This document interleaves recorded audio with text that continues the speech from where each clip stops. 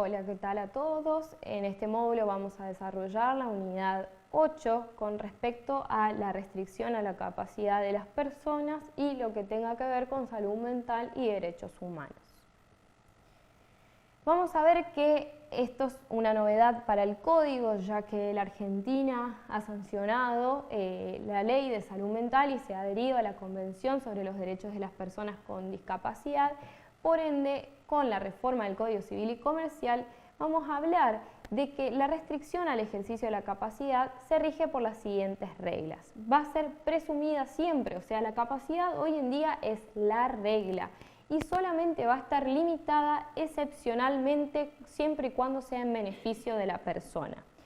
Siempre este tipo de intervenciones, que tiene que ser estatal, va a ser con carácter interdisciplinario y la persona a quien se le va a restringir esta capacidad tiene derecho a recibir información a través de todos los ajustes razonables que puedan existir y el Estado va a ser responsable para que esta persona logre comprender todo el proceso que se le está llevando a cabo.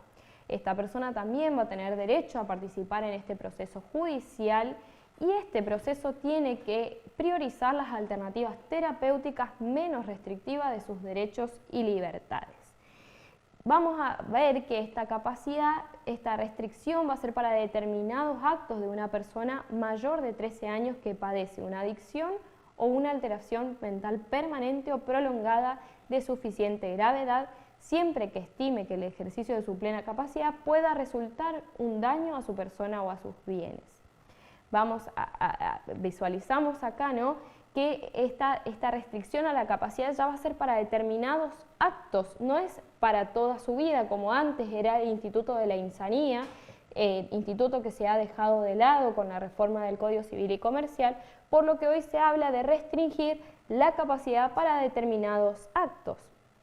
¿Y qué pasa? Se le va a restringir esta capacidad para estos determinados actos y estos actos van a tener que ser llevados a cabo por esta persona con la ayuda de apoyos, que es el sistema que prevé el Código Civil y Comercial en su artículo 32. Digamos que a su vez, que en función de los ajustes razonables, se puede designar a una o más personas o los apoyos que sean necesarios para promover la autonomía y favorecer las decisiones de esta persona que está haciendo su capacidad restringida. Para empezar a hablar un poquito de lo que es la tutela y curatela, desde el punto de vista clásico tradicional, tanto la curatela como la tutela van a ser dos figuras jurídicas que van a tratar sobre la capacidad y de las personas más vulnerables del sistema, ¿no? Vamos a ver que la curatela hoy en día es más restringida, ya que solamente se provee en casos excepcionales, porque esta persona a la cual se la designe incapaz, porque hoy acuérdense que capaz es la regla y se le va a restringir la capacidad para determinados actos, la persona que sea declarada incapaz va a ser la que se encuentra absolutamente imposibilitada de interaccionar con su entorno y expresar su voluntad por cualquier modo, medio o formato adecuado, y el sistema de apoyos resulte ineficaz. Solamente en estos casos de la persona declarada incapaz va a ser la procedencia de la declaración y de la designación por parte de un curador por parte de este juez.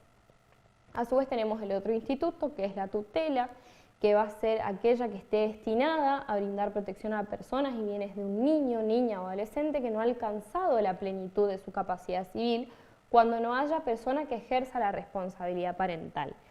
Tenemos como novedad también en este código que esta tutela va a poder ser ejercida por una o más personas siempre que sea en beneficio de la persona menor de edad. Vamos a tener como reforma también que la tutela va a poder ser testamentaria o otorgada por los padres o tutela dativa. ¿Qué pasa con la tutela testamentaria otorgada por los padres? Va a ser aquella que, los padres que no se encuentren privados o suspendido el ejercicio de la responsabilidad parental pueden nombrar tutor o tutores a sus hijos menores de edad por testamento o escritura pública, que luego va a tener que ser aprobada judicialmente. A su vez, la otra tutela dativa es que ante la ausencia de esta designación paterna, el juez va a ser quien designe tutor de la persona menor de edad, pero a una persona idónea para que pueda brindar protección a este niño, y debe fundar razonablemente los motivos que justifiquen esta idoneidad. Vamos a ver que la tutela es siempre discernida judicialmente, va a ser competente el juez del domicilio del niño, niña o adolescente, de su centro de vida, y siempre se debe oír previamente al niño y tener en cuenta las manifestaciones en función de su edad y grado de madurez, y se debe decidir atendiendo primordialmente a su interés superior. Para pasar a la otra parte de la bolilla y no sin dejar de relacionar, vemos cómo este grupo de personas vulnerables también puede ser por el tema de padecimientos mentales, y ahí entramos a lo que es salud mental y derechos humanos, la segunda parte de esta bolilla. Quiero destacar que en el año 1994 la Argentina, con la incorporación en su artículo 75, inciso 22 de Tratados de Derechos Humanos, los ha otorgado la jerarquía constitucional, por lo que este derecho humano a la salud viene a tener jerarquía constitucional y tiene que ser de prevalencia total y tiene que ser protegido por el Estado. A su vez, en el 2008 la Argentina adhirió a la Convención sobre Derechos de las Personas con Discapacidad. ¿Qué pasa con esta convención? Viene a traer un nuevo paradigma. ¿Cuál es este paradigma que nos trae? Es el modelo social. ¿Qué pasa? La discapacidad para este modelo social ya no es un cuerpo con deficiencias, sino es una persona primero. Primero se es persona y después tenemos las deficiencias que vivimos dentro de un ambiente con barreras. Entonces, este modelo social desplaza lo que es el modelo biomédico o rehabilitador, que hablaba de una deformidad o de un aspecto estético, lo que es la discapacidad, y hoy vemos cómo este modelo social habla de vivir una persona con deficiencias en un ambiente con barreras. ¿Qué pasa? En el 2010 se sanciona la Ley 26.657, que es la Ley Nacional de Salud Mental, que viene, digamos, a hablar de qué es la salud mental. Va a hablar de que es un proceso determinado por componentes históricos, socioeconómicos, culturales, biológicos y psicológicos. Por ende, la persona y su salud mental va a estar singularizada por todo este proceso de determinados componentes. ¿Y cuál va a ser su eje principal de esta ley? Van a ser los derechos humanos de esta persona que posee algún padecimiento mental, tiene que ser tratada por un equipo interdisciplinario y centralmente es la que va a venir a impartir el tema de la desmanicomialización.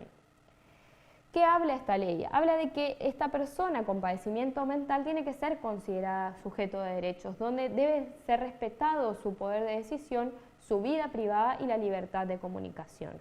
La atención en salud mental también tiene que ser garantizada por un equipo interdisciplinario y debe realizarse preferentemente fuera del ámbito de internación hospitalario, en el marco de un abordaje interdisciplinario e intersectorial, donde se orientará al reforzamiento, restitución o promoción de lazos sociales. Permite el enfoque desde varias ópticas y el descentramiento del poder hegemónico de la psiquiatría. Por ende, vamos a ver distinta intervención de áreas correspondientes a la operadores sociales, asistentes sociales, psicólogos, abogados, todo profesional que pueda hacer y intervenir en este tipo de atención en salud mental comunitaria va a ser, digamos, dentro del abordaje interdisciplinario e intersectorial que establece la ley. ¿Qué pasa con el caso de las internaciones por motivo de salud mental? La ley va a disponer que solamente sea en casos extremos y necesarios, sea lo más breve posible y que el sujeto pueda recuperarse en su contexto y no estando aislado.